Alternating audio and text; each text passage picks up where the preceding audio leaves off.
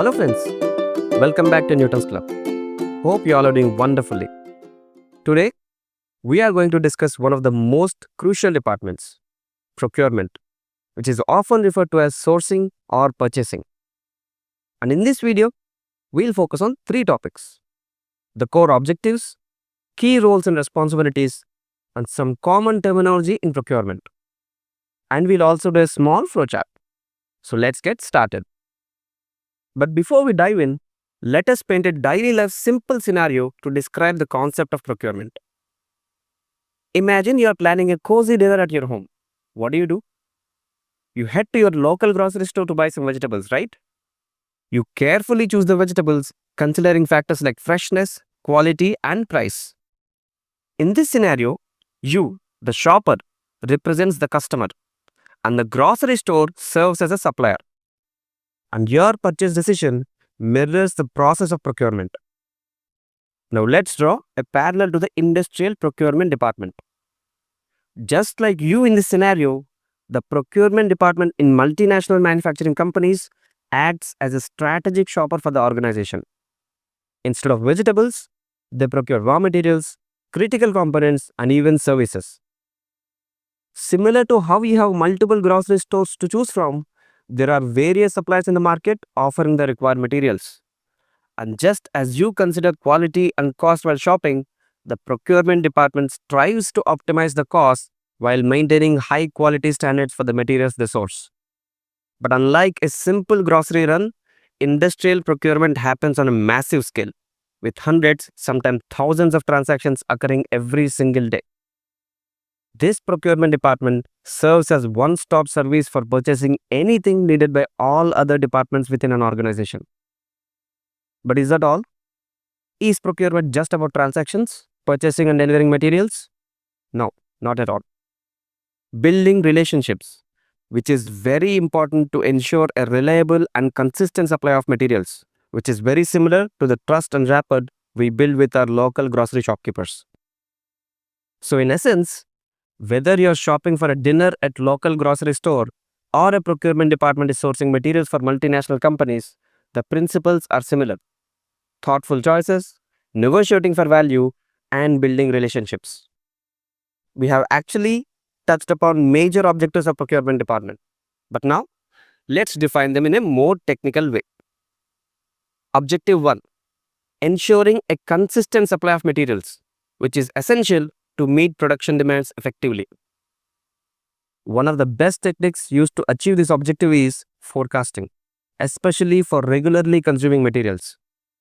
Historical data and market trends can be used to predict demand and plan for adequate inventory levels. Now going to objective 2, optimizing costs and expenses, which is again very important to keep our manufacturing costs lower.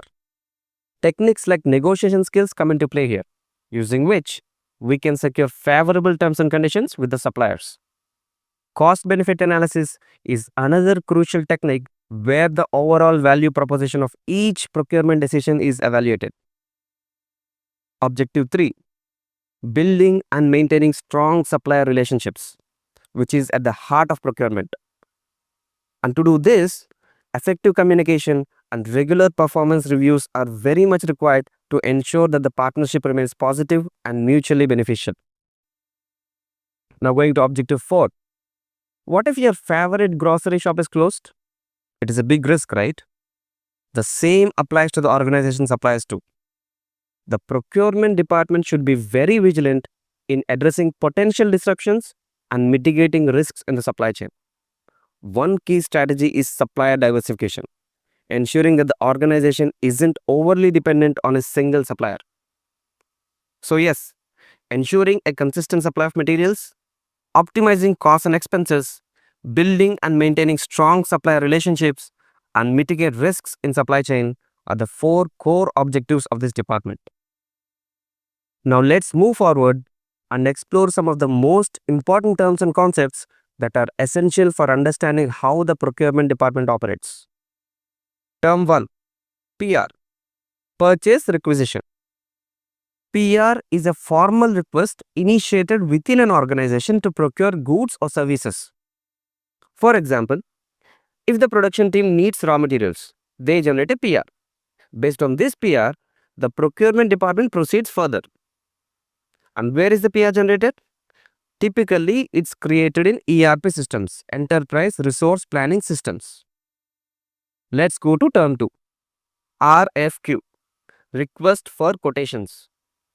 Based on the PR, the procurement team sends out a document called an RFQ to all the potential suppliers, inviting them to submit quotes or bids for the supply of goods and services. Number 3, PO, Purchase Order. Once everything is finalized regarding procurement, including supplier selection, pricing, delivery, etc., an official PO, a legally binding document, is issued by the buyer to the seller outlining all the transaction details. And finally, lead time. This is a very critical point that can often make or break a deal.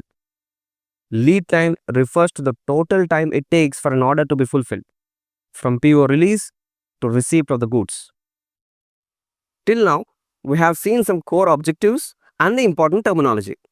Now let's create a small flowchart outlining the key steps in a typical procurement process. Number 1, identifying the need. What and by when do we need a material or service? Number 2, creating a purchase requisition. Based on the identified need, a formal request is to be sent to the procurement department.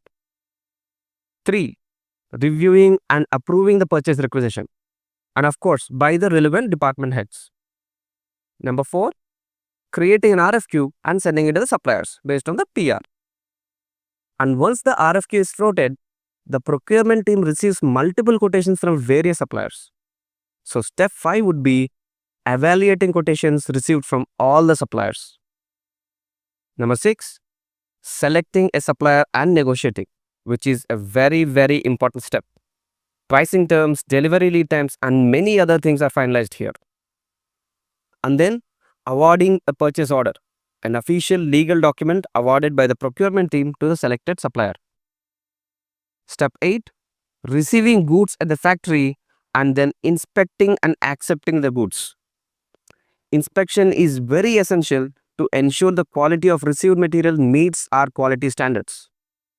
And finally, processing and approving the supplier's invoice and making payment to the supplier. Now, is this process very different from our daily local purchases? Not really. They are perfectly aligned. And if you look closely at these processes, terms and concepts, you might even see a connection to a topic that we have discussed earlier: sales. In sales, our organization is a seller, while in procurement, our organization is the buyer. The core philosophy remains the same: selling and buying. Similar to sales, this department also has procurement managers, procurement analysts, and executives. The names might differ, but the essential responsibilities are quite similar. And finally, I almost forgot: procurement, sourcing, and purchasing. Remember, we started this topic with these terms? And is there a difference between them? Yes, though it's a fine line. Simply put, sourcing is a strategic subset of procurement focused on identifying and selecting suppliers. On the other hand, purchasing is the operational subset responsible for executing orders and ensuring timely deliveries. So yes, friends, let us conclude here. We believe this overview of the procurement department is a great starting point. We hope you enjoyed the show, and in the next video, we'll discuss finance and accounting. Thank you and have a very, very nice day. See you.